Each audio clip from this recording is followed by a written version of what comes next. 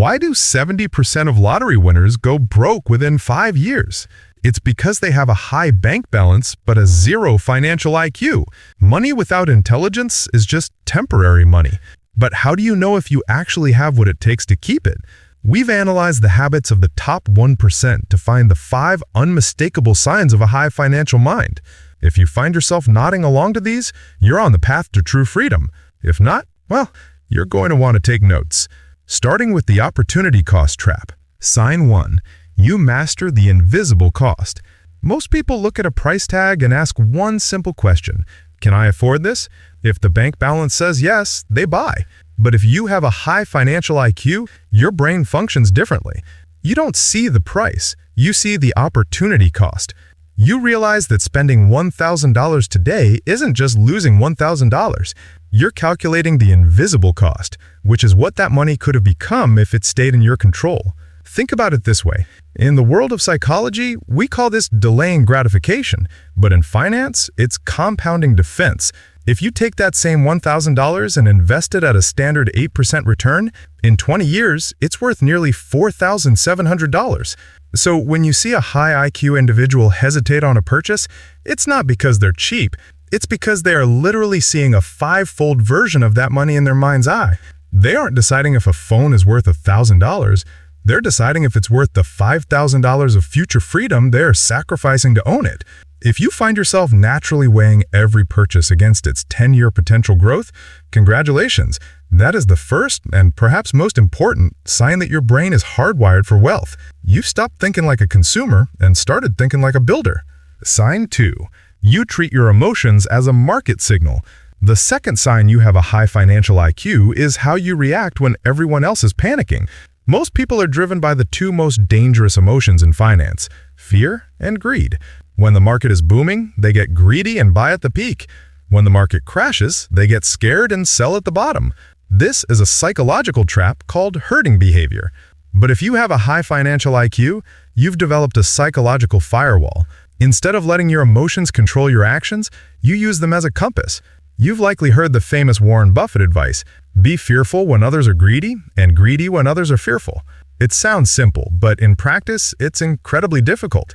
It requires you to go against your biological survival instincts.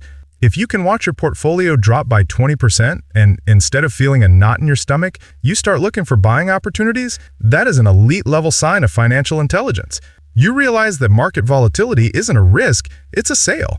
You've moved from being a victim of the market's mood swings to being the one who profits from them. Sign 3. You value flow over flash. The third sign is a fundamental shift in how you define wealth. Most people suffer from what psychologists call conspicuous consumption, the need to buy things to show others how much money they have. They prioritize net worth, the total value of what they own, hoping the flash of a luxury car or a designer watch will signal success. But with a high financial IQ, you prioritize cash flow. You understand that a $100,000 car is an eating asset. It consumes money through insurance, maintenance, and depreciation. A high IQ individual would rather own a $100,000 boring rental property or a dividend portfolio that pays them $500 every single month. To you, true wealth isn't measured by what you can buy. It's measured by how much time you've bought back. If your primary focus is building money-printing machines that work while you sleep, rather than buying trophies that require you to work harder, you are mentally light years ahead of the crowd. Sign 4. You understand the difference between debt and leverage. To the average person, all debt is scary and bad. But to someone with a high financial IQ, debt is simply a tool, and like any tool, its value depends on which end of it you're holding. This is the divide between consumer debt and strategic leverage. Consumer debt is a trap. It's borrowing from your future self to pay for a lifestyle you haven't earned yet. It carries high interest and buys things that lose value. However, high IQ individuals understand how to use good debt. They use low-interest capital to acquire assets that produce a higher return than the cost of the loan itself. While the rest of the world is working hard to pay off a 20% credit card, you're looking for ways to use OPM, other people's money, to scale your wealth. If you view debt as a calculated risk for growth rather than a way to fund a vacation, you've mastered a concept that even some high earners never truly grasp. You don't just work for money, you've learned how to make the bank's money work for you. Sign number 5. You see your income as a seed, not a harvest. Most people view their paycheck as the finish line. They work for 30 days, receive their salary, and immediately treat it as the harvest, money meant to be consumed and enjoyed right now. But if you have a high financial IQ, you view your income as a seed. In psychology, this is known as shifted perception. You realize that if you eat all your seeds today, you'll have nothing to plant for tomorrow. Instead of thinking, I earned $5,000 so I can spend $5,000, your brain automatically subtracts your future capital first. You treat your savings and investments as your most important, non-negotiable bill.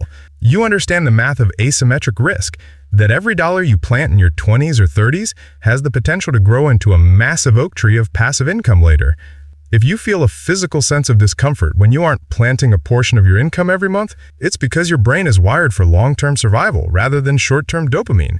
You aren't just working for a paycheck, you're building a forest. So here's the beautiful part. You don't need to have all 5 signs today. Even 2 or 3 of them already put you ahead of most people your age. And the ones you don't have yet, they're not fixed personality traits, they're skills. Skills that grow the moment you become aware of them. So today, do one simple thing. Take 60 quiet seconds and ask yourself, which of these 5 signs feels closest to who I already am? And which one do I want to step into next? Write it down if you want, or just let it sit with you.